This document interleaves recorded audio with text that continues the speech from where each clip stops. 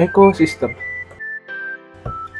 Topik pembahasan pada materi ekosistem yaitu yang pertama ada ekosistem yang menjelaskan komponen penyusunan, pola interaksi antara komponen di dalam ekosistem, kelompok sukesi, dan macam-macam ekosistem. Yang kedua ada aliran energi, yaitu proses adanya aliran energi dalam interaksi makhluk hidup. Yang ketiga ada jaring-jaring makanan, menunjukkan adanya hubungan antara populasi dengan populasi yang lain. Yang keempat ada piramida ekosistem yang terdiri dari piramida jumlah individu, piramida biomasa, dan piramida energi. Yang kelima ada daur biogeokimia yang terdiri dari daur air, daur karbon, daur nitrogen, dan daur sulfur.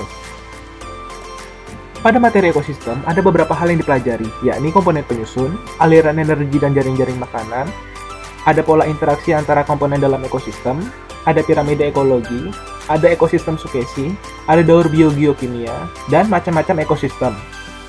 Ekosistem juga dapat didefinisikan sebagai suatu satuan lingkungan yang melibatkan unsur-unsur biotik atau jenis-jenis makhluk hidup dan faktor-faktor fisik yang berupa iklim, air, dan tanah, serta kimia yang berupa keasaman dan salinitas yang saling berinteraksi satu sama lainnya.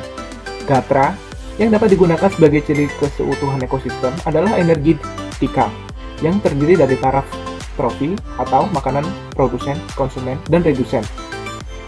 Pendauran hara atau peran pelaksana taraf trofi dan produktivitas atau hasil keseluruhan sistem jika dilihat komponen biotanya, jenisnya, yang dapat hidup dalam ekosistem ditentukan oleh hubungan dengan jenis lain yang tinggal dalam ekosistem tersebut. Selain itu, keberadaannya ditentukan juga oleh keseluruhan jenis dan faktor-faktor fisik serta kimia yang menyusun ekosistem tersebut. Penyusun komponen dalam ekosistem yaitu jika berdasarkan sifatnya, komponen ekosistem dibagi atas dua, yaitu komponen biotik dan komponen abiotik. Komponen biotik adalah komponen yang terdiri dari makhluk hidup yang saling bergantung antara satu dengan yang lainnya, seperti manusia, hewan, tumbuhan, dan mikroorganisme.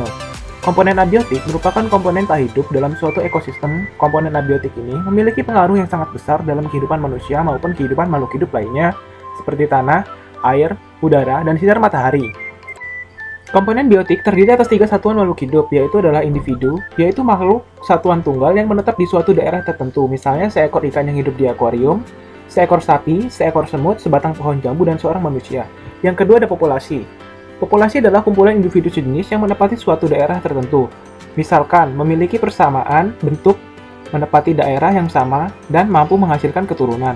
Yang ketiga ada komunitas. Komunitas merupakan kumpulan dari berbagai macam organisme yang memiliki populasi yang berbeda-beda, namun menempati suatu daerah yang sama, dan mereka saling bergantung antara satu dengan yang lainnya. Yang selanjutnya adalah berdasarkan fungsinya.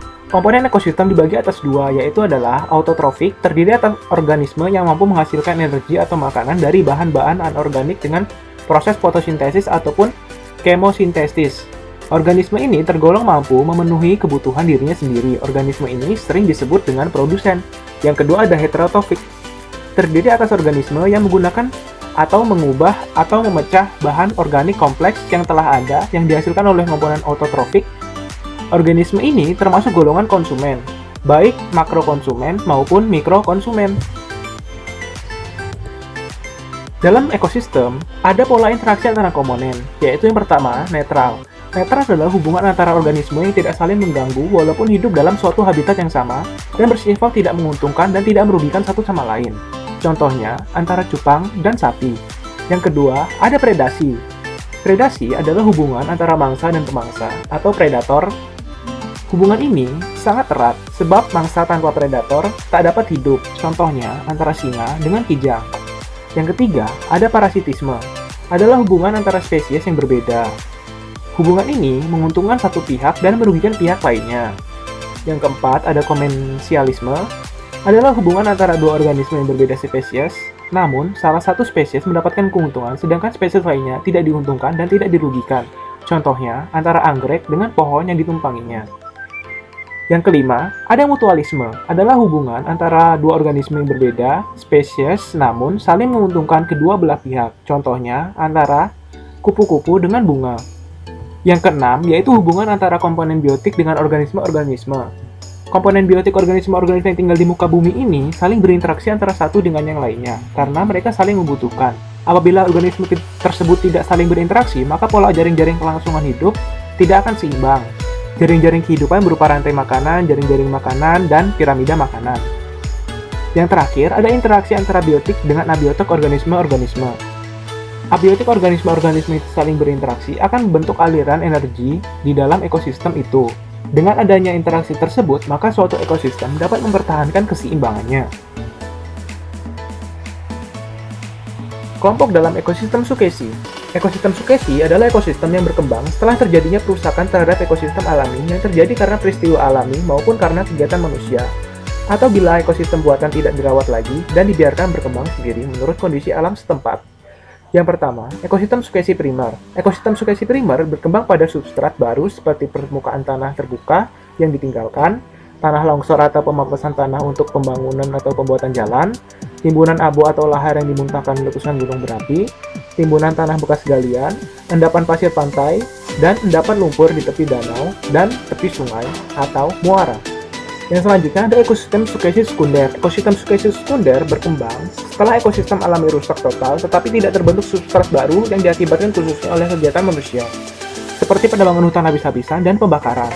Ekosistem ini juga dapat berkembang dari ekosistem buatan yang ditinggalkan yang kemudian berkembang secara alami seperti yang terjadi pada peradangan berpindah atau sistem rotasi yang meninggalkan lahan garapan untuk diberikan setelah 2 atau 3 kali panen.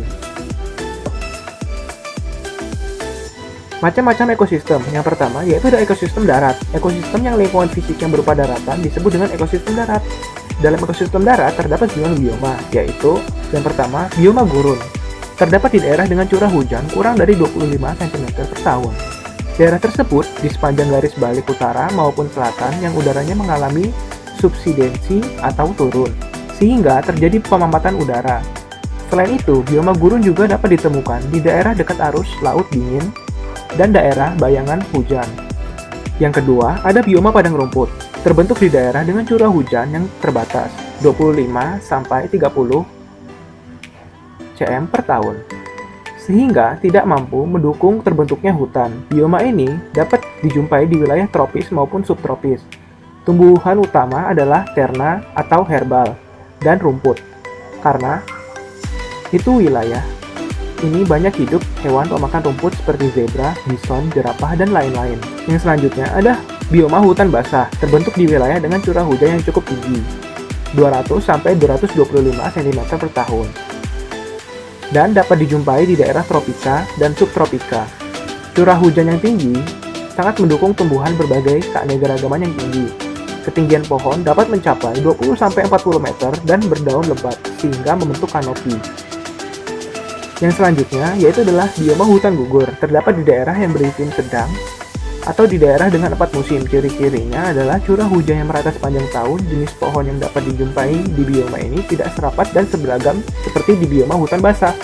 Hewan yang dapat dijumpai di bioma ini yaitu adalah burung pelatuk, beruang, rubah, bajing, dan rakun. Yang selanjutnya ada bioma taiga. Sebelah selatan dari tundra ada suatu formasi hutan yang terutama terdiri dari anggota-anggota kelompok pohon jarum, sehingga taiga sering disebut hutan berdaun jarum atau konifer. Batas antara kedua wilayah tersebut sering disebut dengan batas pohon karena merupakan batas antara lingkungan yang masih memungkinkan tumbuhnya pohon dan tidak. Yang terakhir ada bioma tundra.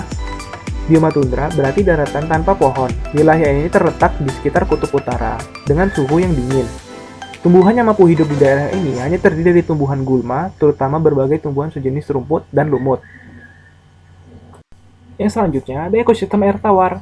Ekosistem air tawar memiliki ciri-ciri antara lain variasi suhu tidak menyolok, penetrasi cahaya kurang, dan terpengaruh oleh iklim dan cuaca. Tumbuhan yang umumnya dijumpai adalah ganggang dan tumbuhan biji. Ekosistem air tawar dapat dikelompokkan menjadi air tenang dan air mengalir. Danau dan rawa termasuk ekosistem air tenang, sedangkan sungai termasuk ekosistem air mengalir. Yang pertama, ada danau. Danau merupakan suatu badan air yang menggenang pada wilayah depresi atau cengkungan dengan luasnya mulai dari beberapa meter persegi hingga ratusan meter persegi. Kondisi danau berbeda dilihat dari kedalamannya. Karena itu, terdapat perbedaan komunitas tumbuhan dan hewan berdasarkan kedalaman dan jarak darinya dari tepi. Yang kedua, ada sungai. Ekosistem sungai dapat merupakan sebuah bioma dari sebuah ekosistem daratan yang besar. Tidak seperti danau yang relatif diam, air sungai mengalir sehingga tidak mendukung keberadaan komunitas plankton untuk berdiam diri. Namun demikian, terjadi pula fotosintesis dari ganggang yang melekat dan tanaman berakar, sehingga dapat mendukung rantai makanan. Ekosistem sungai banyak mengalami gangguan karena pembangunan waduk atau bendungan. Waduk dapat memutus jalan bagi sejumlah ikan yang biasanya bergerak dari hilir ke hulu untuk bertelur. Akibatnya, sejumlah spesies ikan hilang dari aliran sungai tersebut. Contoh di daerah tropis seperti Indonesia adalah ikan pelus dan ikan sidap. Ikan pelus hidup di dekat hulu sungai, tetapi bertelur di laut. Karena jalannya terputus, maka aktivitas perkembangbiakannya terganggu. Di daerah subtropis terdapat ikan salmon yang hidup di laut. Pada musim bertelur, ikan-ikan tersebut bergerak ke hulu untuk bertelur. Di sana, setelah telur menetas, ikan salmon yang masih kecil hidup di sungai dan saat sudah besar kembali ke laut. Yang terakhir ada ekosistem air laut. Sebagaimana ekosistem daratan, ekosistem laut juga dapat dibedakan menjadi lautan, pantai, estuari, dan terumbu karang. Yang pertama ada laut. Sebagian besar permukaan bumi merupakan lautan. Air laut memiliki kadar garam yang tinggi dengan suhu air laut bervariasi. Di daerah tropik, suhu air laut mencapai 25 derajat Celcius dan antara suhu bagian permukaan dengan bagian bawah laut berbeda cukup besar. Yang kedua ada pantai. Ekosistem pantai merupakan ekosistem yang letaknya berada di antara ekosistem darat dan ekosistem laut. Karena letaknya tersebut, ekosistem pantai letaknya berbatasan dengan ekosistem darat dan daerah pasang surut. Karena letaknya pula, ekosistem pantai dipengaruhi oleh siklus harian pasang surut laut.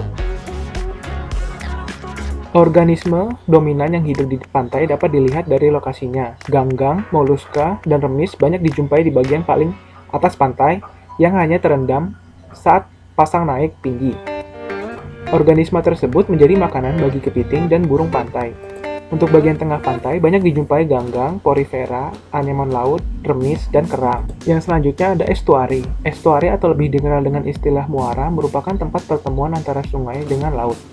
Karena itu, nutrien sungai yang dibawa melalui proses erosi oleh sungai dari daratan dapat memperkaya estuari. Salinitas di estuari dipengaruhi oleh siklus harian dengan pasang surut airnya. Pada saat pasang, air laut masuk ke badan sungai dan meningkatkan salinitasnya. Sebaliknya, pada saat surut atau pada saat air sungai mengalir dengan volume yang besar, salinitasnya berubah menjadi rendah sampai menjorok ke arah laut. Estuari menjadi habitat bagi sejumlah organisme seperti rumput, rawa, garam, ganggang, fitoplankton, cacing, kerang, kepiting, dan ikan. Estuari juga menjadi tempat kawin bagi sejumlah invertebrata laut dan ikan laut, serta menjadi tempat makan bagi unggas air. Yang terakhir ada terumbu karang. Terumbu karang adalah sebuah tipe ekosistem yang khas tropis. Ekosistem ini dapat dijumpai pada laut di daerah tropis yang airnya jernih, sehingga cahaya matahari dapat menembus air dan memungkinkan terjadinya fotosintesis.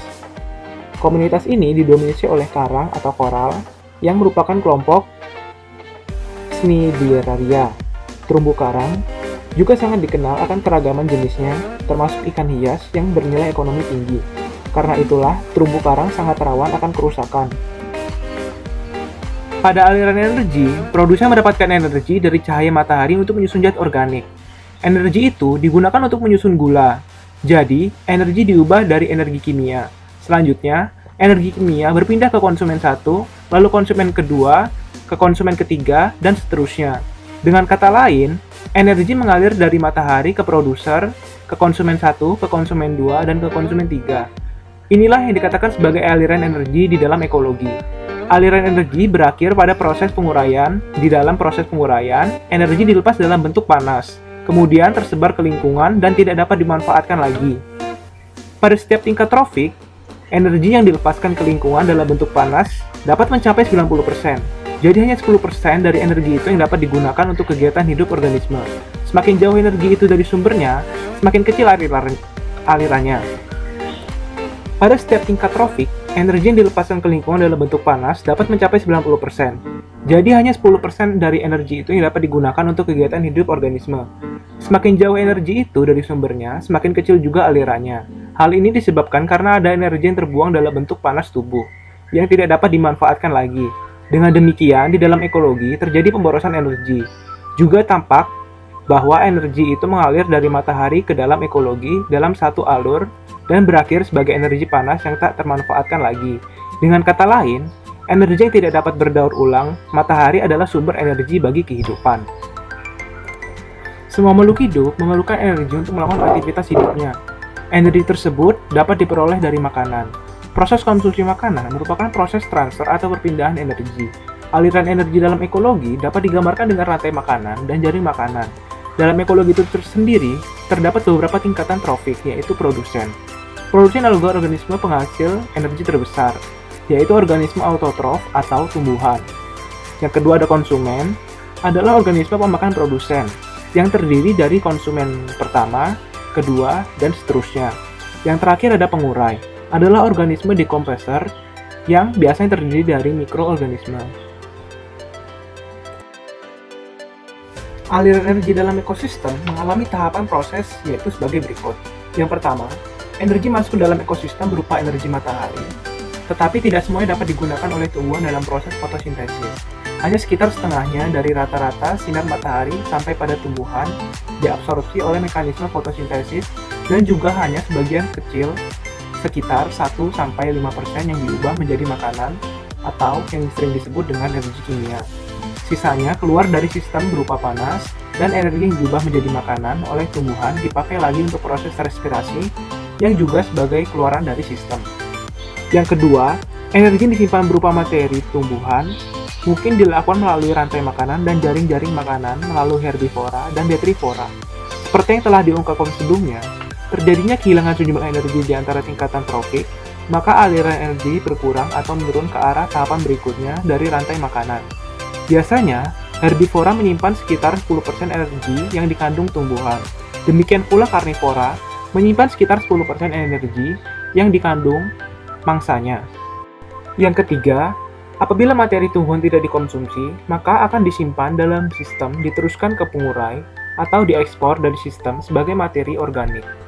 Yang keempat, organisme-organisme pada setiap tingkat konsumen dan juga pada setiap tingkat pengurai memanfaatkan sebagian energi untuk pemanfaatannya, sehingga terlepaskan sejumlah panas keluar dari sistem.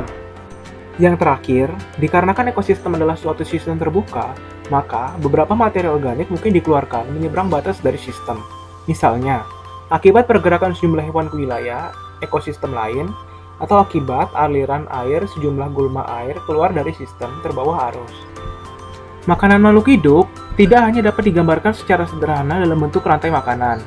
Proses makanan dan dimakan yang terjadi di alam sangat kompleks. Karena itu, selain digambarkan dalam bentuk rantai makanan, juga digambarkan dalam bentuk jaring-jaring makanan. Dalam kehidupan makhluk hidup, sebenarnya satu jenis produsen dalam suatu ekosistem tidak hanya dimakan oleh satu jenis konsumen, dan juga sebaliknya. Pada jaring-jaring makanan memperlihatkan hubungan populasi dengan populasi yang lain. Jaring-jaring yang menggambarkan hubungan makan dan dimakan itu terbentuk agar kelangsungan hidup tiap populasi terjamin. Semakin kompleksnya aliran energi dan aliran makanan, hal inilah yang mengakibatkan terjadinya kestabilan komunitas dan kestabilan ekosistem. Artinya, jika salah satu populasi spesies hilang, jaring-jaring makanan masih tetap berjalan. Hal inilah yang menjadi alasan pentingnya keanekaragaman hayati yang berinteraksi dalam menjaga kestabilan suatu komunitas. Yang bisa kita lihat pada gambar, berdasarkan jaring-jaring makanan dapat kita lihat tumbuhan bisa dimakan oleh 4 jenis predator, yaitu serangga herbivora, burung pemakan biji, tikus, dan kelinci. Di mana dapat dilihat serangga herbivora dapat dimakan oleh katak, lalu dimakan oleh ular, dan terakhir dimakan oleh elang. Lalu, burung pemakan biji yang memakan tumbuhan tadi bisa dimakan oleh rubah, ular, ataupun elang. Tikus juga bisa dimakan oleh rubah, ular, dan elang. Lalu, kelinci bisa dimakan oleh rubah dan elang. Burung pemakan serangga bisa memakan laba-laba, lalu nantinya burung tersebut bisa dimakan elang ataupun burung elang. Karena hal ini, makanya keanekaragaman hayati itu perlu untuk mencegah kepunahan juga. Yang selanjutnya, ada piramida ekologi.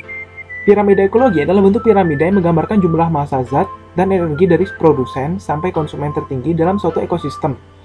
Piramida ekologi berkaitan dengan piramida makanan yang ditentukan berdasarkan pemahaman bahwa pada saat terjadinya peristiwa makan-memakan pada suatu makhluk hidup, terjadi pula perpindahan zat dan energi dari makhluk hidup yang dimakan ke dalam makhluk hidup pemakannya.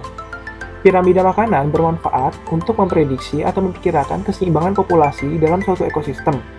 Keseimbangan populasi dalam suatu ekosistem menentukan baik atau tidaknya susunan piramida makanan. Yang bisa kita lihat pada gambar, 4 tingkatan gambar yaitu tropik 1, 2, 3, dan 4, di mana tropik 1 adalah tumbuhan atau produsen yang kuantitasnya harus lebih banyak dibandingkan tropik 2. Tropik 2 adalah jenis konsumen pertama, yang biasanya adalah hewan pemakan tumbuhan atau herbivora, dan tropik kedua adalah konsumen kedua, pemakan karnivora, di mana jumlahnya akan lebih banyak dibandingkan tropik 4 sebagai konsumen 3, yang juga merupakan karnivor. Dalam piramida ekologi, yang pertama, piramida jumlah individu, menggambarkan jumlah individu dalam populasi yang menempati tingkat trofik tertentu. Jumlah organisme yang menempati tingkat trofik 1 memiliki jumlah yang lebih besar dibandingkan dengan organisme yang menempati tingkat trofik 2. Demikian seterusnya hingga trofik 3. Dalam ekologi normal, jumlah produsen lebih banyak daripada konsumer 1, dan konsumer 1 lebih banyak dari konsumer 2. Yang kedua, yaitu ada piramida biomasa. Biomasa adalah berat total komponen biotik pada area tertentu pada suatu waktu. Biomasa tumbuhan diukur dari berat akar tertentu, biasanya dihitung sebagai berat menempati area tertentu, biasanya dihitung sebagai berat kering per meter kuadrat. Piramida biomasa dibuat berdasarkan berat populasi pada suatu waktu. Untuk mengukur biomasa seluruhnya, dilakukan dengan teknik sampling atau cuplikan, guna memperkirakan keseluruhannya. Jadi, untuk menentukan biomasa hutan yang luas, dapat diambil sebagian area sebagai sampel untuk memperkirakan biomasa seluruhnya. Yang ketiga ada piramida energi. Piramida energi dapat memberikan gambaran lebih akurat tentang aliran energi pada suatu ekosistem. Di dalam ekosistem normal, terjadi penurunan energi akibat pemborosan energi. Piramida energi menggambarkan banyaknya energi yang tersimpan dalam bentuk senyawa organik yang dapat digunakan sebagai bahan makanan. Energi yang tersimpan itu dikenal sebagai produksi primer. Energi itu disetarakan dengan mengubah satuan berat kering ke satuan energi yang dinyatakan dalam kalori atau joule. Dengan demikian, biomasa energi dinyatakan dalam kalori per meter kuadrat per satuan waktu. Pada daur biogeokimia pada gambar, zat karbon, air, nitrogen, belerang, dan zat-zat lain yang diperlukan makhluk hidup secara terus-menerus didaur ulang di dalam ekosistem. Di dalam daur ulang materi zat-zat tersebut menjadi bagian tubuh makhluk hidup. Makhluk hidup kemudian mati dan zat-zat tersebut masuk ke dalam tanah karena kegiatan pengurai. Zat-zat kimia yang ada di dalam tanah merupakan bahan makanan bagi tumbuhan, diangkut ke tubuh tumbuhan, kemudian menjadi bagian dari tumbuh-tumbuhan itu sendiri. Dengan demikian, materi tersebut telah melalui daur yang dikenal sebagai daur biogeokimia karena berlangsung melewati tubuh makhluk hidup, tanah, dan reaksi-reaksi kimia. Daur biogeokimia itu diperlukan untuk kelestarian makhluk hidup dan ekosistem. Artinya, jika daur ulang materi itu terhenti, makhluk hidup akan mati dan ekosistem akan punah. Siklus biogeokimia atau siklus anorganik adalah siklus unsur atau senyawa kimia yang mengalir dari komponen abiotik ke biotik dan kembali lagi ke komponen abiotik. Siklus tersebut tidak hanya melalui organisme, tetapi juga melibatkan reaksi-reaksi kimia dalam lingkungan abiotik. Fungsi siklus biogeokimia adalah sebagai siklus materi yang mengembalikan semua unsur-unsur kimia yang sudah terpakai oleh semua yang ada di bumi, baik komponen biotik maupun abiotik, sehingga kelangsungan hidup di bumi dapat terjaga. Siklus-siklus biogeokimia antara lain siklus air, siklus sulfur atau belerang, siklus nitrogen, siklus karbon, dan siklus fosfor. Pada daur air, bisa kita lihat pada gambar, air di atmosfer berada dalam bentuk uap air. Uap air berasal dari air di daratan dan laut yang menguap karena panas cahaya matahari. Sebagian besar uap air di atmosfer berasal dari laut karena laut mencapai 3/4 luas permukaan bumi. Uap air di atmosfer terkondensasi menjadi awan yang turun ke daratan dan laut dalam bentuk hujan. Air hujan di daratan masuk ke dalam tanah membentuk air permukaan tanah dan air tanah. Tumbuhan darat menyerap air yang ada di dalam tanah. Dalam tumbuh-tumbuhan, air mengalir melalui suatu pembuluh, kemudian melalui transpirasi uap air dilepaskan oleh tumbuhan ke atmosfer. Transpirasi oleh tumbuhan mencakup 90% penguapan pada ekosistem darat. Hewan memperoleh air langsung dari air permukaan serta dari tumbuhan dan hewan yang dimakan. Sedangkan manusia menggunakan sekitar 1/4 air tanah sebagai air keluar dari tumbuh, hewan, dan manusia sebagai urin dan keringat. Air tanah dan air permukaan sebagian mengalir ke sungai, kemudian ke danau, dan ke laut. Siklus ini disebut siklus panjang, sedangkan siklus yang dimulai dengan proses transpirasi dan evaporasi dari air yang terdapat di permukaan bumi, lalu diikuti oleh presipitasasi atau turunnya air ke permukaan bumi yang disebut dengan siklus pendek. Yang selanjutnya ada daur karbon. Bisa kita lihat pada gambar, proses timbal balik fotosintesis dan respirasi seluler bertanggung jawab atas perubahan dan pergerakan utama karbon. Naik turunnya CO2 dan O2 atmosfer secara musimal disebabkan oleh penurunan aktivitas fotosintesis. Dalam skala global, kembalinya CO2 dan O2 ke atmosfer melalui respirasi hampir menyeimbangkan pengeluarannya melalui fotosintesis. Akan tetapi, pembakaran kayu dan bahan bakar fosil menambahkan lebih banyak lagi CO2 ke atmosfer. Sebagai akibatnya, jumlah CO2 di atmosfer meningkat. CO2 dan O2 atmosfer juga berpindah masuk ke dalam dan keluar sistem akuatik di mana CO2 dan O2 terlibat dalam suatu keseimbangan dinamis dalam bentuk bahan anorganik lainnya. Yang selanjutnya ada daur sulfur. Bisa kita lihat pada gambar, sulfur terdapat dalam bentuk sulfur anorganik. Sulfur direduksi oleh bakteri menjadi sulfida dan kadang-kadang terdapat dalam bentuk sulfur dioksida atau hidrogen sulfida. Hidrogen sulfida ini seringkali mematikan makhluk hidup di perairan dan pada umumnya dihasilkan dari penguraian bahan organik yang mati. Tumbuhan menyerap sulfur dalam bentuk sulfat atau SO4. Perpindahan sulfat terjadi melalui proses rantai makanan. Lalu semua makhluk hidup mati dan akan diuraikan komponen organiknya oleh bakteri. Beberapa jenis bakteri terlibat dalam daur sulfur antara lain Desulfomaculum dan Desulfibrio yang akan mereduksi sulfat menjadi sulfida dalam bentuk hidrogen sulfida atau H2S.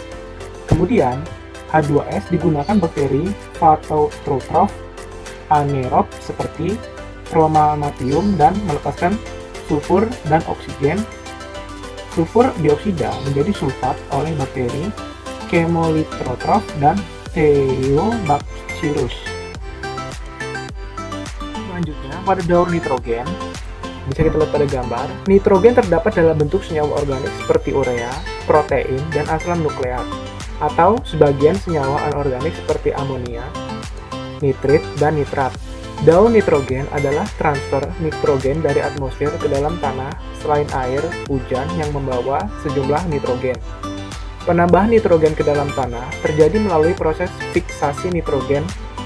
Fiksasi nitrogen secara biologis dapat dilakukan oleh bakteri Rhizobium yang bersimbiosis dengan polong-polongan, bakteri Azotobacter, dan Clostridium.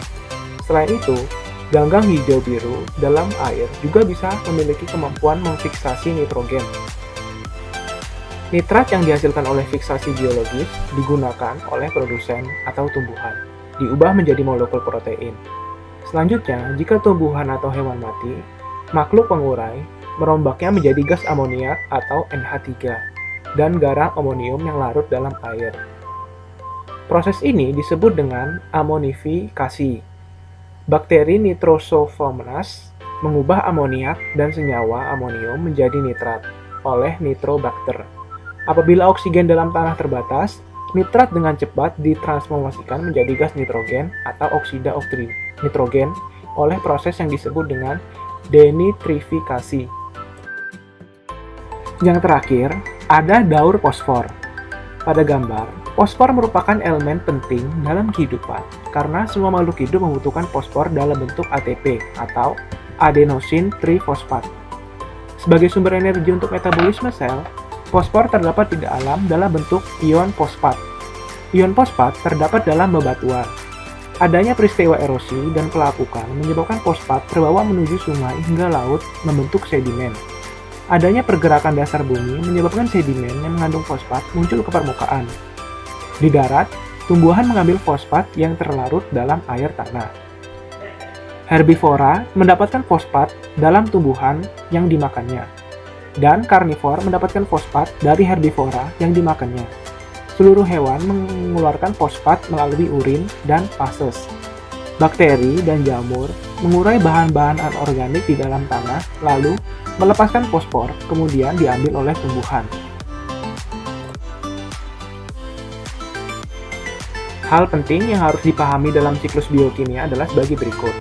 Yang pertama, unsur materi senyawa akan terdapat di bumi atau geo dalam tubuh organisme. Yang kedua, perpindahan dari geo ke geo terjadi misalnya dari udara diserap oleh tanah atau lautan dengan perantara hujan, pelapukan atau perubahan batuan menjadi tanah, erosi, dan pengendapan. Yang ketiga, ada unsur atau senyawa kimia dari bumi ke organisme digunakan untuk berbagai proses metabolisme. Yang terakhir, yaitu adalah penyerapan atau perpindahan unsur atau senyawa melibatkan berbagai jenis mikroorganisme yang berperan sebagai dekomposer. Sekian materi biologi tentang ekologi. Lebih kurangnya saya mohon maaf dan saya ucapkan terima kasih.